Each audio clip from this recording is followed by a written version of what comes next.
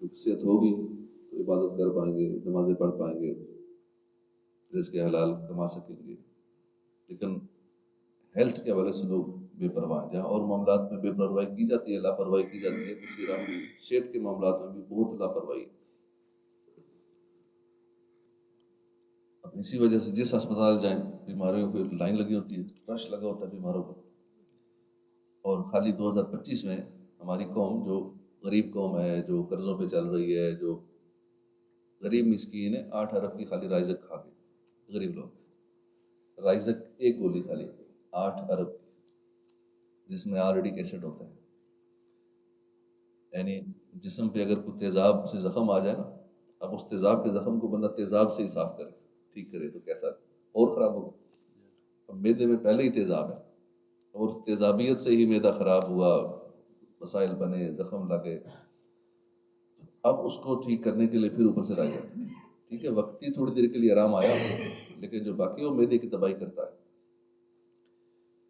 تو یہ صحت کا خیال نہ رکھنے کی وجہ سے، یعنی جو دل آیا کھا لیا، یہ نہیں دیکھا کہ جو کھا رہے ہیں اس کا سائیڈ ایفیکٹ کیا ہے، نقصان کیا ہے، یا کھانا کتنا ہے۔ صحیح بھی چیز کھا رہے ہیں، وہ صحیح چیز بھی اگر زیادہ کھا لیں گے تو بھی گڑبڑ ہو جائے گی، وہ بھی ایک لمٹ پہ کھانی ہوتی ہے۔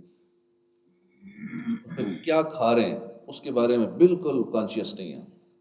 ہوٹلوں کے ناقص کھانے کھا رہے ہیں، ملاوٹ والے مسالوں والے کھانے کھا رہے ہیں، گھی آئل جو ملاوٹ والے، پتہ ہے ہمیں ہمارے ملک میں چیزیں اکثر ملاوٹ والے کھائی جا رہے ہیں، تو پھر اس کا رزلٹ ہے کہ بیمار ہوتے ہیں، پھر میڈیکل سٹور بڑھتے جا رہے ہیں، میڈیسن کا کاروبار بڑھ رہا ہے، ہاسپٹل میں تعداد بڑھ رہی ہے لوگوں کی۔ امام غزالی فرماتے ہیں کھانے سے پہلے بھوک لگی ہونا ضروری۔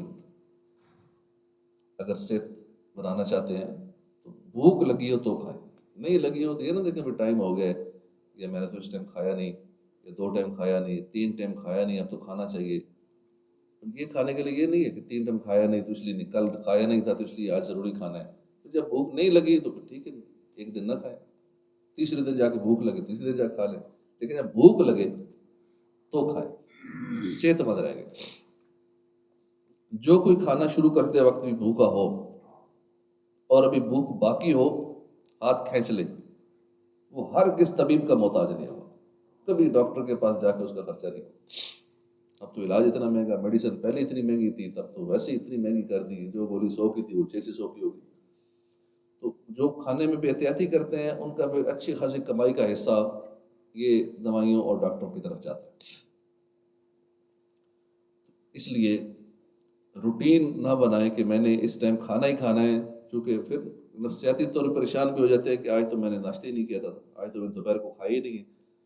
وہ نہ کھانے کی ٹینشن کہ میں نے کھایا نہیں ہے، پتہ نہیں کیوں، وہ ایک چونکہ ذہن مائنڈ بن چکا ہے کہ اس ٹائم کھانا ہی کھانا ہے، رات کو کھانا ہی کھانا ہے، کیونکہ کھانے کا ٹائم ہے تو کھانا مس ہو گیا تو بہت زیادہ ٹینشن ہوتی ہے۔ نماز مس ہو جائے اس کی نہیں ٹینشن ہوگی، گناہ ہو جائے اس کی ٹینشن نہیں ہوگی، کھانا مس ہو جائے اس کی فکر ہوتی ہے۔ اور اچھے خاصے لوگ لڑائی جھگڑا بھی کرتے ہیں کہ میں نے صبح کھانا نہیں کھایا تھا، دن کو کھانا نہیں کھایا تھا، رات کا کھانا نہیں کھایا تھا، میں نے کل سے کھانا نہیں کھایا تھا۔ تو گھروں میں بھی لڑائی جھگڑے اس بات پہ ہو جاتے ہیں کہ میں نے کھانا نہیں کھایا، آپ لوگوں کو فکر نہیں ہے۔ یہ دیکھنا بھی بھوک تھی یا نہیں تھی۔ پارہ 8 سورہ اعراف کی آیت نمبر 31 میں ارشاد ہوتا ہے کلوا واشربوا ولا تسرفوا انہ لا يحب المسرفین۔ کھاؤ اور پیو اور حد سے نہ بڑھو، بے شک وہ حد سے بڑھنے والوں کو پسند نہیں فرماتا۔ اب اللہ فرما پسند نہیں فرماتا، کن لوگوں کو اللہ پسند نہیں فرماتا؟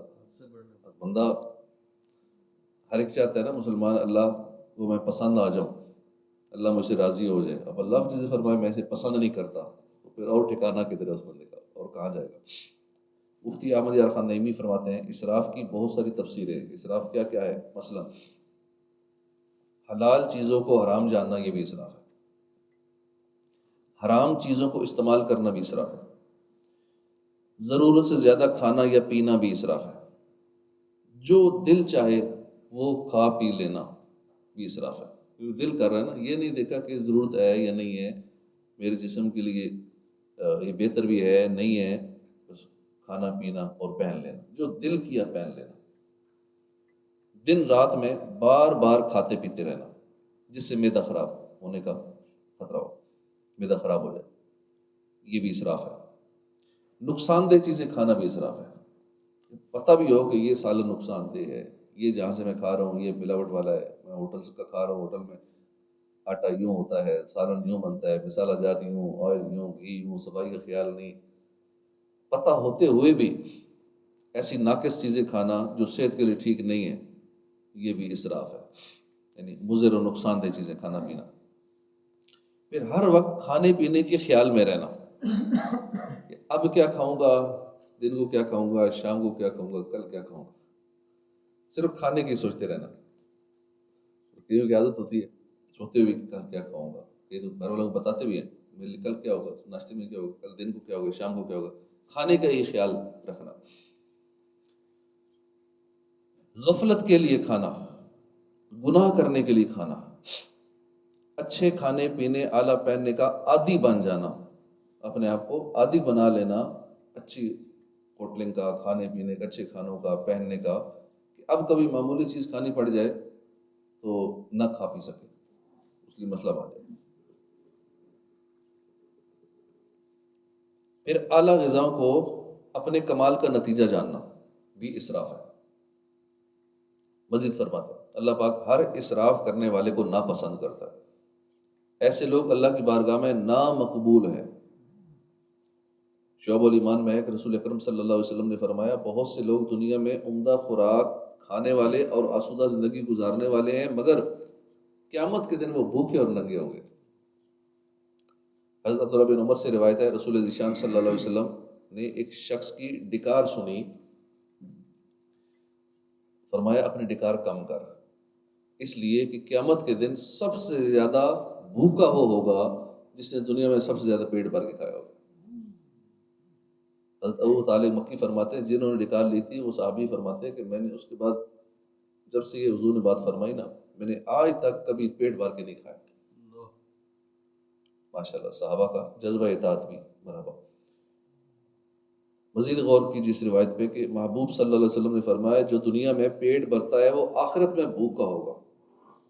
اللہ پاک ہمیں آخرت کی بھوک سے محفوظ کرے۔ آخرت میں ہی تو موج کرنی ہے، آخرت میں ہی تو مزے کے کھانے کھانے ہیں، آخرت میں تو حرام سکون چاہیے نا، تو اس لیے پھر دنیا میں تھوڑا صبر کرنا ہوگا، تھوڑا احتیاط سے چلنا ہوگا۔ اب پیارے آقا صلی اللہ علیہ وسلم کا مبارک وے آف لائف، طرز زندگی کیا تھا؟ سورہ اعقاف پارہ 26 آیت نمبر 20 میں اللہ پاک کا فرمان ہے اذهبتم طیباتکم فی حیاتکم الدنیا واستمتعتم بها فالیوم تجزون عذاب الہون۔ تم اپنے حصے کی پاک چیزیں اپنی دنیا ہی کی زندگی میں فنا کر چکے اور ان سے فائدہ اٹھا چکے، تو آج تمہیں ذلت کے عذاب کا بدلہ دیا جائے گا۔ اس آیت کی تفسیر میں لکھا ہے کہ اللہ پاک نے دنیاوی لذات اختیار کرنے پر کفار کو توبیخ یعنی ملامت فرمائی، تو رسول اکرم صلی اللہ علیہ وسلم اور حضور کے اصحاب نے دنیاوی لذتوں سے کنارہ کشی اختیار فرمائی، کیونکہ دنیا کی لذتیں یہ کافروں کا طریقہ ہوتا ہے۔ مسلمان بس ضرورت کے تحت جو معاملہ کرتا ہے، زندہ رہنے کے لیے کھاتا ہے، ضرورت کے تحت کھاتا ہے۔ مسلم شریف کی حدیث پاک میں پیارے آقا صلی اللہ علیہ وسلم کی وفات ظاہری تک حضور کے اہل بیت اطہار نے کبھی جو کی روٹی بھی مسلسل 2 دن تک نہیں کھائی۔ ہمارا ایک ٹائم کا مس ہو جائے تو پریشان ہوتے ہیں کہ گھر کے حالات ایسے ہو گئے کہ آج دن کے کھانے کے لیے کچھ نہیں تھا، تو وہ گھرانہ جن کے ہاتھ میں سب کچھ تھا وہ 2 دن تک کبھی جو کی روٹی بھی مسلسل نہیں کھائی، کبھی 3 دن تک گھر میں چولہا نہیں جلتا تھا، کبھی 1 مہینہ گھر میں چولہا نہیں جلتا تھا۔ یہ بھی حدیث پاک ہے پورا مہینہ گزر جاتا تھا لیکن دولت سرائے اقدس مکان عالی شان پر چولہے پہ آگ نہیں جلتی تھی، بس چند کھجوریں پانی، بس اس پہ گزارا چلتا تھا۔ کھانا تو دیکھو جو کی روٹی، بے چھنا آٹا، روٹی بھی موٹی، وہ بھی شکم بھر روز نہ کھانا، صلی اللہ علیہ وسلم کونوں مقاں کے آقا ہو کر، دونوں جہاں کے داتا ہو کر ہیں فاقے سے شاہد عالم، صلی اللہ علیہ وسلم قبضے میں جس کے ساری خدائی، اس کا بچھونا ایک چٹائی، نظروں میں کتنی ہیج ہے دنیا، صلی اللہ علیہ وسلم۔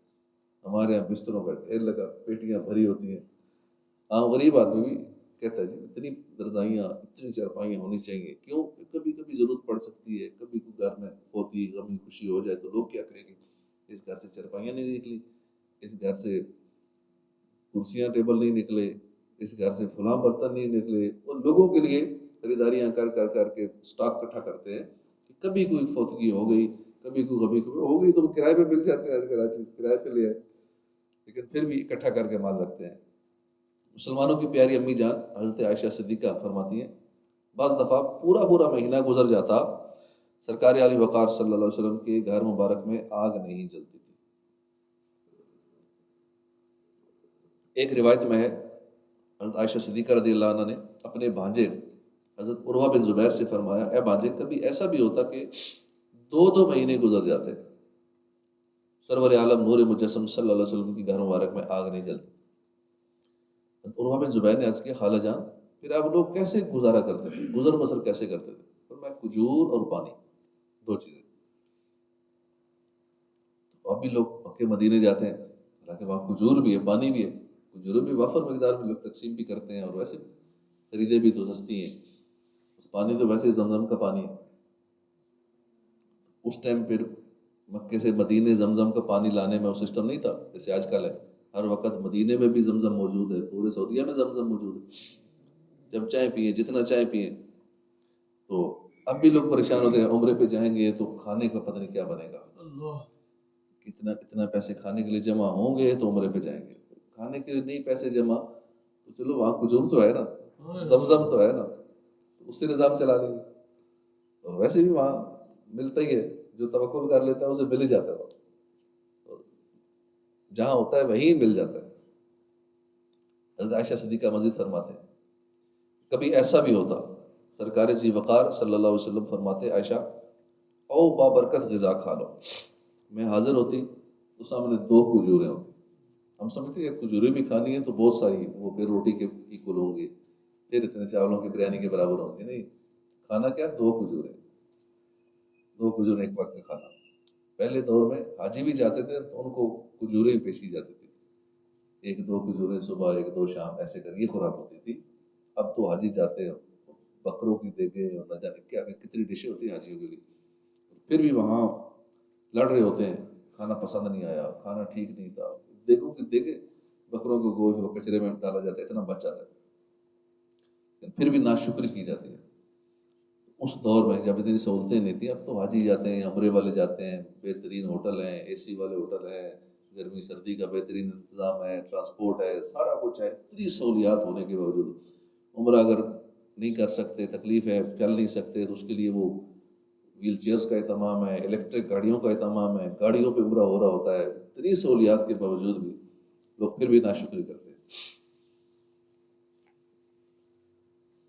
روایت میں ہے تاجدار انبیاء صلی اللہ علیہ وسلم دنیا سے تشریف لے گئے، آپ نے کبھی ایک دن میں 2 مرتبہ سیر ہو کر کھانا نہ کھایا۔ ایک مرتبہ حضرت ابو ہریرہ رضی اللہ عنہ کہیں سے گزر رہے تھے، دیکھا کچھ لوگ بیٹھے بھنی ہوئی بکری کھا رہے تھے، یہ دیکھ کر حضرت ابو ہریرہ کو سرکار صلی اللہ علیہ وسلم کی مبارک بھوک یاد آ گئی، دل بے قرار ہو گیا۔ ان لوگوں نے حضرت ابو ہریرہ کو کھانے کی دعوت دی تو آپ نے کھانے سے انکار کر دیا، فرمایا نبی آخر زمان صلی اللہ علیہ وسلم نے کبھی جو کی روٹی بھی سیر ہو کر نہ کھائی، یہاں تک کہ دنیا سے تشریف لے گئے۔ یعنی مجھے اس وقت یہ خیال آ گیا کہ میرے محبوب صلی اللہ علیہ وسلم تو زندگی شریف میں جو کی روٹی سے مسلسل سیر نہ ہوئے اور میں بھنی ہوئی بکری کھاؤں، دل نہیں چاہتا۔ اس روایت کے تحت مفتی احمد یار خان نعیمی رحمۃ اللہ علیہ فرماتے ہیں خیال رہے کہ یہاں مسلسل نہ کھانے کا ذکر ہے، یعنی آپ نے مسلسل اعلیٰ کھانے تناول نہ فرمائے، ورنہ حضور نے بنا ہوا مرغ بھی کھایا ہے مگر کبھی کبھار، مسلسل کا یہاں ذکر ہے۔ صحابی رسول حضرت انس بن مالک رضی اللہ عنہ سے روایت ہے، ایک روز شہزادی رسول خاتون جنت سیدہ فاطمہ رضی اللہ عنہ روٹی کا ایک ٹکڑا لیے بارگاہ رسالت میں حاضر ہوئیں۔ پیارے نبی رسول ہاشمی صلی اللہ علیہ وسلم نے پوچھا بیٹی یہ کیا ہے؟ عرض کہ روٹی کا ایک ٹکڑا ہے، میں نے چاہا کہ پہلے آپ کو پیش کر دوں۔ میرے آقا نے اس میں سے کچھ کھایا، پھر فرمایا بیٹی 3 دن کے بعد یہ پہلا لقمہ ہے جو تیرے والد کے منہ میں گیا۔ مشہور صحابی ہے حضرت ابو ہریرہ، فرماتے ہیں ایک روز میں بارگاہ رسالت میں حاضر ہوا، دیکھا کہ آپ صلی اللہ علیہ وسلم بیٹھ کر نفل ادا فرما رہے ہیں، ہم تو ویسے ہی بیٹھ کے پڑھتے ہیں نا۔ میں نے عرض کیا یا رسول اللہ کیا کوئی تکلیف پہنچی ہے؟ فرمایا نہیں، بس بھوک کی وجہ سے بیٹھ کے نماز پڑھ رہا ہوں، کھڑا نہیں ہو جا رہا۔ حضرت ابو ہریرہ فرماتے ہیں کہ دو جہاں کے مالک و مختار رسول بے مثال صلی اللہ علیہ وسلم کی بات سن کر میرا دل بھرا، میری آنکھوں سے آنسو بہنے لگے۔ دکھی دلوں کے چین نانا حسنین صلی اللہ علیہ وسلم نے فرمایا ابو ہریرہ مت رو، بے شک جو دنیا میں ثواب کی امید پر بھوک برداشت کرے وہ قیامت کی شدید بھوک سے محفوظ رہے گا، لیکن نیت ثواب کی ہو۔ لیکن اب لوگ بھوک برداشت کیوں کرتے ہیں؟ ڈائٹنگ، چربی کم ہوگی، معدہ ٹھیک ہوگا، جگر ٹھیک ہوگا، گردے سیٹ ہوں گے، یہ یعنی اپنے دنیاوی فائدے کے لیے آخرت والا فائدہ ذہن میں نہیں ہوتا۔ اب نیت آخرت کی کر لیں، باقی فائدے تو ویسے ہی ہو جانے، معدہ بھی سیٹ ہو جانا ہے، آنتیں بھی سیٹ ہو جانی ہے، گردے جگر یہ وہ سارا سسٹم ٹھیک ہو جانا ہے، وہ تو ویسے ہی ہو جانا ہے۔ نیت کر لیں آخرت کی، ثواب کے لیے، اللہ میں بھوکا رہ رہا ہوں ثواب کے لیے، تو انشاءاللہ باقی ڈائٹنگ بھی ہو جائے گی، سارا کچھ ہو جائے گا۔ اللہ پاک ہمیں اس سنت پر بھی عمل کی توفیق عطا فرمائے، آمین بجاہ نبی الامین صلی اللہ علیہ وسلم۔